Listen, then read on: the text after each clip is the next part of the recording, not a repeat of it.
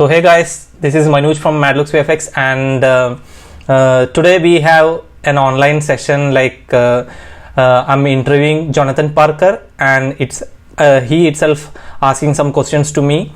So we will both discuss about some of the general topics in the visual effects and animation industry, and so let's jump into the interview. So great. Hey John, how are you? Yeah, good man. Good to finally meet up and do this. It's been a long time in the planning. Yeah, of course. Both YouTube channels have to do, like, we are doing a lot of visual effects tutorials, and also let's meet up and talk. yeah, it's good to kind of share best practices and help each other out and do all that. So yeah, I'm happy to be glad you contacted me about it. I'm seeing your tutorials, man. It's like it's very useful for freshers and the people who wants to enter into visual effects jobs. Definitely it's gonna help them. So I thought, like, let's make a video on some other general topics which can help the freshers, as well as some of the topics which can be useful for the experienced artists. So let's jump into the questions. So the first question I want to ask you, like, can you introduce yourself? Tell us more about yourself. Cool, yeah, no problem. So my name's John Parker. I went to university many years ago, studied a visual effects and motion graphics course in Wales in the UK. Really loved that course. So after I finished the course, I went and worked for a company, a visual effects studio called Bates Studio. They were based in Cardiff in Wales, a small studio, not like as big as MPC and all that. But I kind of preferred working in a smaller studio, not up in London. That was my take on it. Worked there for about must have been 14 months before I then left to go and study my master's degree in Cardiff. So I studied then my master's in animation, but I specialised in visual effects, and I looked more specifically, investigated a lot of photogrammetry processes, because at the time, back in 2014, that was one of the possible emerging technologies. So I did a lot of that. After my master's degree, I went to work in a studio called Clothcat Animation. They were still in Cardiff, so worked on a really nice project with them. Alongside that, I also started teaching. That's when I started my teaching career. Once that project was done, I went up to Surrey, which is just outside of London, taught in a college there, taught visual effects students, some of which now are in the industry working on loads of cool stuff. I've actually interviewed one of them, so I'll be uploading that to my channel soon. But yeah, I then moved back to Swansea, which is in Wales, and I'm now a lecturer of visual effects in Gower College. And alongside that, to support the teaching that I do, I upload regular videos to YouTube to kind of support my students and obviously everyone else out there. So that's basically I would say that's my background, probably in a nutshell. Yeah. Great. So if you can do us a favour then, Manoj, can you just introduce yourself, tell us who you are, what you do, what your background is and all that? That'd be great. Yeah, fine, no worries. Likewise you, I have started to learn visual effects from my early ages. I was very interested in watching those kind of heavy visual effects movies, and I was just thinking how they are making all those kind of things. So I have started my education and I have completed my post-graduation in arts and multimedia from India, and I got a job as a roto artist in Bot VFX, a company in India, and I was a roto artist for almost 2 to 3 years, and later I moved into paint prep, and paint prep I was doing for almost 2-3 years, that too, and later I moved into compositing kind of role, and I was a compositor for almost 2 years and more than 2 years, and later I moved into Montreal, Canada, as a roto paint artist and currently I'm working in Method Studios. And talking about all these things, this is my experience, and I also have a YouTube channel named madlookz VFX. I do tutorials on visual effects, and I do some inspiring interviews, like where people share their experience about their work and career, and also I do like this Zoom interviews at least after this pandemic, because everything got moved into Zoom. So now I am interviewing some people who could share some knowledge, or who could share some updates about visual effects and animation industry. So yeah, that's all about me. Oh, great. Thanks for that. Awesome. Of Cheers. course. What's the present situation in visual effects and animation overall, the globe? Like after this pandemic, everything, I mean, we are seeing a lot of changes. So if you could share some insights about what is the present situation in the industry, it would be helpful for the people. Yeah. Yep. Cool. So obviously, because I've been lecturing for a little bit, I'm going to give my view now, but it may not be accurate to everyone's, anyway. I think it's really interesting time, to be honest, for a couple of different reasons. Obviously, the current COVID situation we've got is presenting every workforce, every workplace with challenges. However, visual effects industry comes with its own challenges, so it's very difficult to work remotely when you're working on the next James Bond film, the next Star Wars film. All the security, like the non-disclosures, it's insane. I am actually aware of one or two artists that I know were actually doing remote working before COVID. Okay. So I do know that a lot of studios have now been doing remote working because they have to, really. And I think it's absolutely astonishing that the security measures they have to put in place are mental. One of the artists that I know who's doing it, they use something called a Teradici system, which is, I think it's a card actually. It's basically a PCOIP, I think it's called, which is PC over IP address. It's a protocol which encrypts and transports pixels to users' devices. So it's like this really secure connection, really. So I know that was happening before the COVID thing. So I'm not surprised that studios did go and do remote working, but it is kind of a big jump in all honesty. And I think that's been a sort of global thing as well. The other interesting thing that has been going on for a number of years now, I think since 2014, there's been a huge call after what happened with Rhythm and Hues and the Life of Pi film. They won the Oscar, I think. Yeah, they won the Oscar, and then just shortly before, like a day before, the company actually went bankrupt, didn't pay half the artists. There was huge outrage. So I think global unionisation is something that's coming in, and I know in London that there are hundreds of people already in the union, and I don't know what percentage of artists that would be. I know some artists are nervous to do that, especially new artists, because if they see them in a union, will they pick someone who isn't over me? And I think it's incredibly important to do it, to get into a union. I don't know what that's like globally. I don't know what the situation with unionisation is in America, but I know it is building over in the UK. So that's my very interesting summary. Yeah, very interesting. Like it's new for us to listen to all of these things. So very interesting. Awesome. So Manooj, where have you worked? Like, what kind of roles did you have in the different companies you've worked for? What projects have you kind of worked on in the past? And do you have a favourite project? Sorry, it's a couple of questions. Yeah, I got it. So basically, after my graduation, I got a job in Bot VFX as a roto artist. So at that moment, it was like India as a place. There were a lot of opportunities for studio roto, and as you know, like in studio projects, we have a tons of tasks for doing roto. If you take a shot, like if a single shot, we have to deliver maths for separate layers. Like if there is a crowd in that, there are a lot of layers to be rotoed. So there were a lot of opportunities in studio roto. So I got a job for doing studio projects, roto and studio projects. Then later in Bot, we used to get like visual effects kind of roto.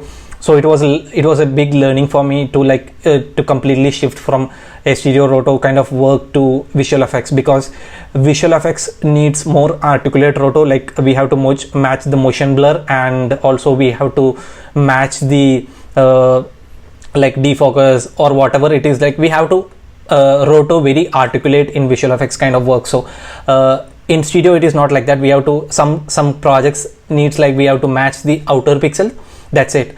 There is nothing like we have to match the motion blur or we have to cut out this matte very articulately. So that was a big learning experience for me to completely shift from studio roto to visual effects roto. So I have, like, people always get bored of roto for like if they are working for 2 or 3 years and all, but I never got bored because I always takes every shots or every work which I do as a new learning experience, and I learn something from an individual shot. So after that, like I was having an exposure of visual effects for almost 3 years. Then later I moved into paint prep work, and paint prep work is, I mean, it's very interesting. Like there is some art to that. It's not like completely cutting out a matte. It's like I mean, when we remove something from a shot, we have to feel like I mean, that shot should be like, it should feel like there is nothing like the removal task is done or anything like that. So there is some artwork in that, and I was pretty interesting like to do all those paint and prep tasks. And moreover, roto, I have the knowledge of roto, so it definitely helped me to excel my work in paint prep. And later, after 2 to 3 years work in paint prep, I moved into compositing. And when I became a compositor, I have a huge knowledge of roto paint, so it always helped me to do the compositing task very easily. Mainly we were having like 2D compositing task, and I mean, in prep we almost covered 50% of the compositing, like layer by layer, clean plate and tracking and roto and basic color correction. All of these things which I learned from paint prep definitely helped me in compositing. So when I moved into compositing, the only thing which I learned more, I mean, advanced things, is CG side of the work. Like in roto and paint, we don't have much interaction with CG kind of work. So when I started learning, I mean, started getting CG kind of compositing, so it was a new learning for me, and I learned that. And yeah, I have almost have experience of 2 years in compositing. And then I moved into Method Montreal as a roto paint artist. So I mean, I can tell you, like, I have an experience of 9+ years in bot VFX. So mostly people don't stay in one company for 2 or 3 years and all, but I have stayed in bot for almost 9 years now, and my travel is still going on. And projects which I worked in, like I have started my work in Harry Potter, the last parts of the release. So I have started my work in Harry Potter, then I worked in John Carter and Ghost Rider, and later I have moved, I mean, I have worked in almost almost all the huge movies which came in the recent history. Like in the recent past 10 years, I have worked in almost lot of movies, because my old studio was an outsourcing vendor, so they were getting a lot of movies. So it's not like taking a complete project, it's like a part by part of a movie. So I have worked in a lot of movies. The recent Godzilla series, I have worked in Avengers, I have worked in Justice League, and I can't tell like this is my favorite projects and all, but I have learned a lot of things, a lot of knowledge from that project, I mean, from every project which I worked. So yeah, this is all about me and the projects which I worked. All right, thank you, that's brilliant. That's really good to hear. I want to ask you, like, what is a suggestion or on educational background needed for a good career, at least here after, when everything is shifting online, because after this pandemic, all the learning, all this teaching, everything is happening online. So what should be the educational background for an artist who wants to enter into visual effects or animation industry? Cool. So I was having to think about this question, and obviously I'll get onto the educational part, but I think one of the most important things is actually having a passion for the field, having a passion for visual effects. That's as important in one sense, but also there's one other thing that I think is important, and I'll get onto the educational kind of things which we can look at. Also, a willingness. You've got to be willing in this industry to like keep learning, as well as coming in with an educational background. You've got to, in this industry, be willing to keep learning new tricks, because everything is constantly changing. So I do know, in terms of educational backgrounds, I know artists who have come from a computer science background I also know artists that have come from a graphics background, a fine art background. So in terms of educational background needed, I would say what makes the most sense is going to do a visual effects course. Now, I know a lot of universities, at least in the UK, offer that. However, that's great. There is, like you said, a lot of things now shifting online. So you can do a lot, if you've got a little bit of money, you can do a lot just by looking at FX PhD. They've got a lot of courses on there. There's loads of great stuff on YouTube which you can learn from, and digital tutors, which is now plural site, that's another good one. If you're into the more modelling side, I'd be looking at Gnomon online. Gnomon's like a university, I think it's like a college university out in California somewhere, but they've also got loads of courses online, and they are really good. So loads, like I said, I know people who used to be computer programmers and they came into visual effects. So I don't think there's one specific direct way. The most direct would be doing a visual effects course at a university or a college. If you haven't got one local to you, like I said, things are shifting online. A simple Google search will get you loads, but my recommended ones would definitely be FX PhD. They are really good. Taught by industry professionals. Digital tutors, sorry, it's now called Plural Site. Yeah, so Plural Site's a really good one. Loads of stuff just on YouTube. Sometimes on YouTube you got to be careful. If you look at FX PhD, you know that they're really high up artists and all that. But yeah, so FX PhD, Plural Site, Gnomon, that's GNOMON. CMI VFX, that's another good website with some really good courses on there as well. So yeah, I would say that. Of course, good. Got a lot of insights. Great.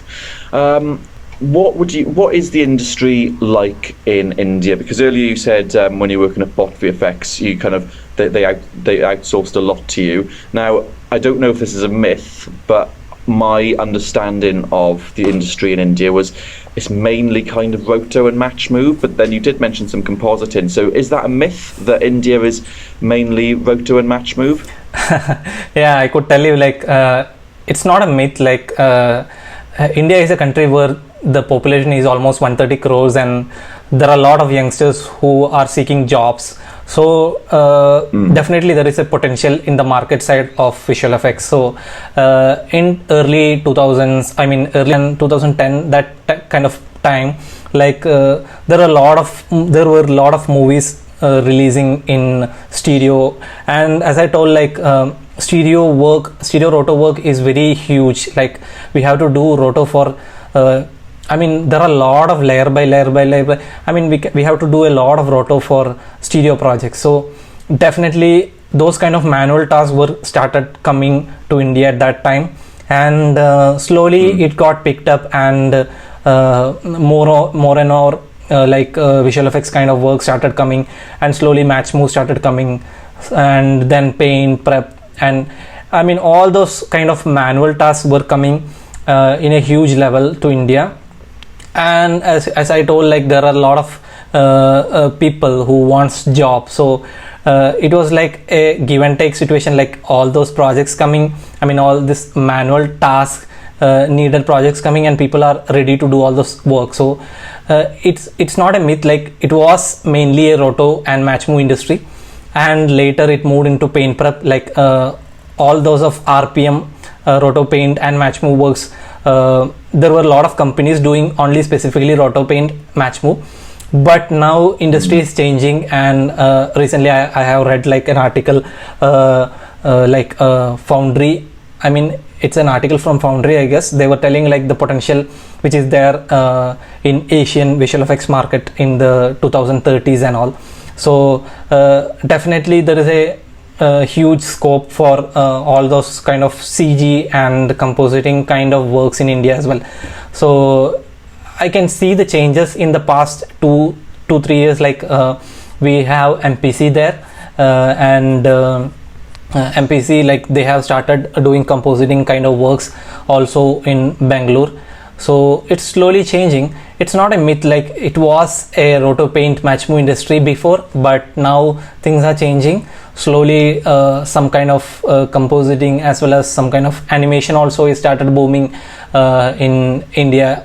specifically India, but overall Asia is having. I mean, they are having there are a lot of studios in Asia doing VFX and CG kind of work. So it's not a myth. Like, it was a rotopaint match move industry, but now things are shifting into like all kind of general works are happening. So yeah. Oh, that's good to hear that you know there is more happening and you can see a change. That's good. What's your view about the recent upgrades in Unreal Engine and all this real-time rendering and virtual production? Because after this pandemic, I mean, the whole internet is about virtual productions and all those articles related to Unreal Engine, because definitely it's a free software and people can invest their time on that. They don't have to invest money on that. So what's your view about the recent upgrades you hear about? You know, when I first heard of it, when I first heard people talking about it a while ago, saying Unreal Engine, and I was like, no, I'm not buying it. What are you on about? And then I started reading up on it, and you know what?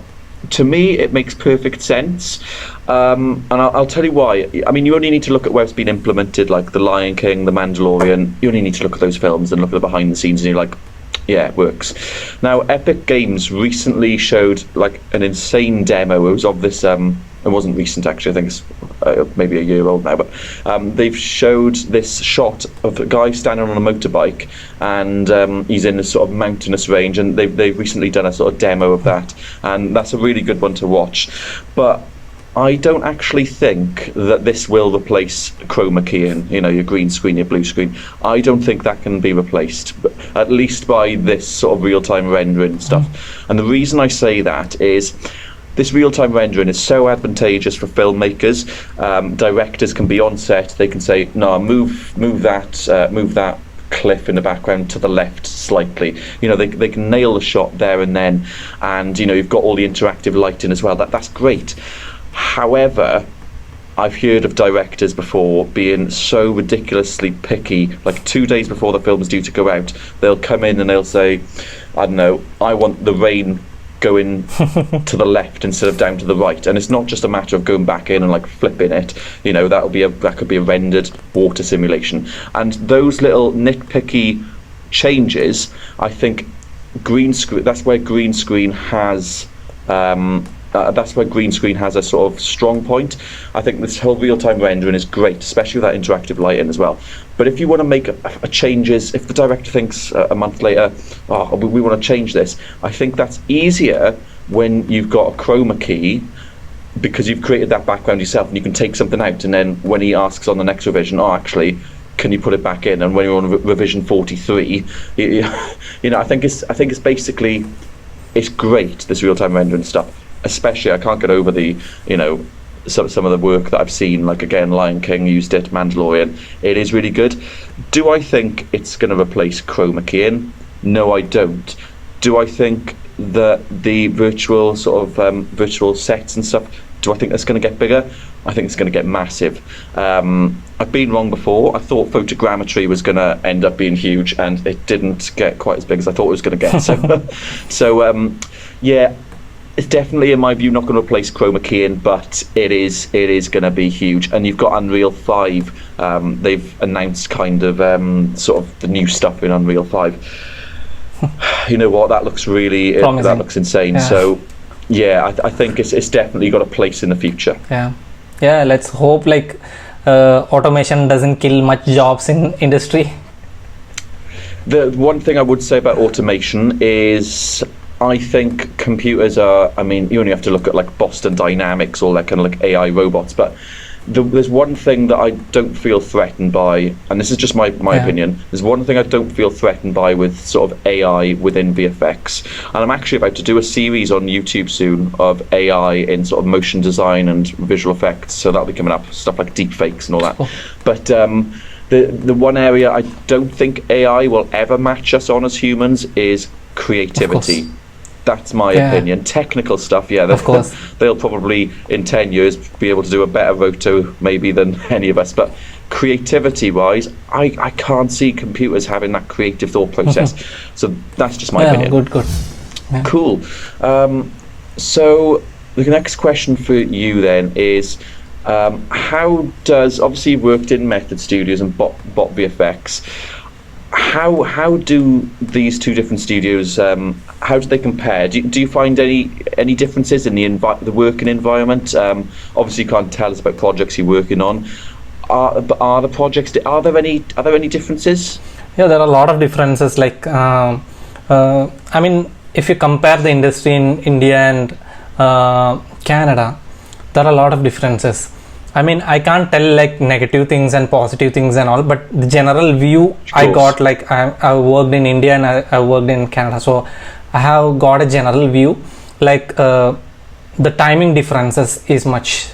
Here people values time, and in India it's like I'm not telling like people don't value time and all, but there are people who end up in visual effects industry, and there are people who are really passionate. So it's like I'm telling the fact. Okay, so there is a mix up of people who works in a company. So there are a lot of instances, like when we work in India, like we used to stay very overnight. Like definitely it's not good for health, but people should start realizing, okay, health is important. And the thing which I realize is like I used to get the projects. I mean, some of the shots will be very tough to complete on time. I understand that, but when I started learning different kind of techniques on YouTube and all those online materials which is available freely in internet, I started improving myself and my work got improved. So I mean, I have crossed that barrier of those late night works and all those things. Sometimes it happens in every work. So because of there are a lot of general reasons for that, but basically if you are passionate and if you spend time learning some of those cool techniques which will help you in your work. So it helped me as an artist to maintain my work-life balance. So definitely that's a big difference I noticed. Like people in India, I mean, they generally don't have that work-life balance because of the pressure in work and all those lazy attitudes and all those things. I'm not, I mean, I'm expecting some negative comments on the points which I told now. So if you have any comments on this kind of view, you can comment it down so that we can understand what is the industry like. I have my own view. So there are a lot of artists in India, so they have their own view. Like some of them will be like, some of the artists will be highly efficient, but because of the company management or the mismanagement by the production, it happens. So mainly I could see this time difference, and rest of the pipeline, all those things, it depends on company to company. So I can't compare like this is better, that is better. Every company has their own pipeline and their own set of tools for work. So yeah, I can't see much differences in all those things. But comparing to comparatively India, artists should spend some time on learning new kind of technological revolutions which is happening in the industry, and should advance in their work, so that automatically the work-life balance should happen, because it's very important for a good life. You should have a work-life balance. So I will definitely point out that is the main difference which I noted when I compare both these countries for visual effects. I can't compare this company, that company, but I can compare both the work culture of both countries. I can tell that. And that's really important. I think that's probably one of the most important things you could have said, is that work-life balance, especially in our industry, is so key. So yeah, that's great. Yeah. What is your future plans with your YouTube channel? I'm seeing your YouTube channel for past 6 months. I guess I'm sharing some of your videos in my WhatsApp and other social media handles, so that people can I mean, most of the people don't know there is a channel exists like this in YouTube because of the weird YouTube algorithm. We will talk that differently. It's like generally I will share all those content which is useful for artists or the freshers who wants to enter into the industry. So I want to ask you, like, if I'm introducing your channel to one of my subscriber or one of my friend, I just want to know, like, what is the future plans with your YouTube channel? So primarily the YouTube channel I run is primarily used to support the courses which I teach at college. Those courses, we're launching a Visual Effects Foundation degree, so it's actually Visual Effects and Motion Graphics, so it's mainly to support them, and there is some Photoshop and Illustrator stuff on there because, you know, that's important as well. So apart from me using it to support my actual students, I've got a few other things which I'm kind of planning to do with the channel in the future. Because the past 6 months or so, maybe thanks to you, but the past sort of 6 to 12 months it's gathered a bit of traction on YouTube. So I definitely plan to do more nuke content. So something I've been doing with the nuke content that I'm putting out there is I'll pick an area such as rotoscoping, think, right, how can I break this down into 6 really bite-sized videos, knowing that my students are going to need them. So what I plan to do more is take something from nuke. It could be motion tracking, for example, or the 3D side of nuke, using particles in nuke. Take something, break it down into a series of bite-sizable videos where I go through it thoroughly. So that's one of the things I'm going to do, is in more nuke series. I'm also currently interviewing people for a new interview series, just like you are on your channel. I'm doing an interview series called VFX Talk, so that's going to be kind of coming up.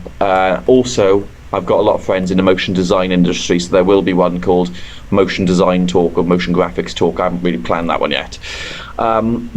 The other thing I am going to be looking at, and I'm actually doing my research on this now, and I've been doing some tests, and they've been hilarious, the tests. I'm going to be doing a series on looking at AI within our field, whether that's AI in motion design, whether that's AI in visual effects. I've started looking at deepfakes, and I took a shot from the Big Bang Theory of Sheldon Cooper, and I just took one frame into Photoshop, turned him into a zombie, and then I sort of used something called EB Synth.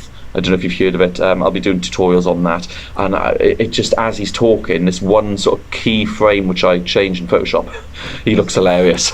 And sometimes when it doesn't work, EB Synth is like a sort of style transfer software, so you do one frame and it transfers that into all the other ones. When it doesn't work, it looks even funnier because it's just like, what's going on?